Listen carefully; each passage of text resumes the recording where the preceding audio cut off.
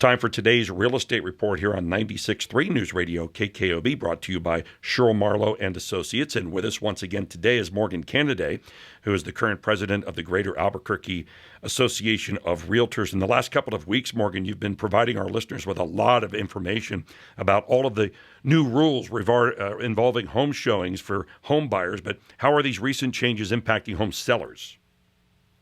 Hi, Bob. Thanks for having me back. As you mentioned, we've discussed in previous weeks the rule changes that took effect back in August and how those rule changes impact buyers. But the biggest rule change that's going to impact home sellers now is how realtor commissions or fees are negotiated and communicated.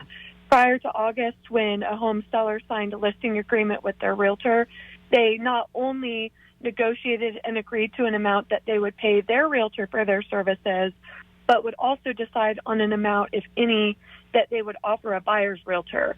And that amount was communicated through our multiple listing service, or MLS, but that's no longer allowed. So as part of the recent rule changes, a seller is no longer required to decide on how much, if any, they want to offer a buyer's broker as part of that listing agreement negotiation. But can a seller still offer to pay for a buyer's realtor's compensation?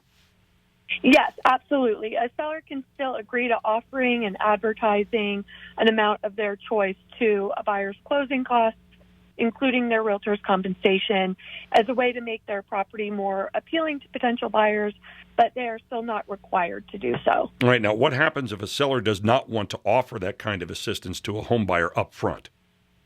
They absolutely have that option, but even if a seller does not offer that specific amount up front, buyers can still try to negotiate as part of their offer that the seller pay for certain closing costs, including that realtor's compensation.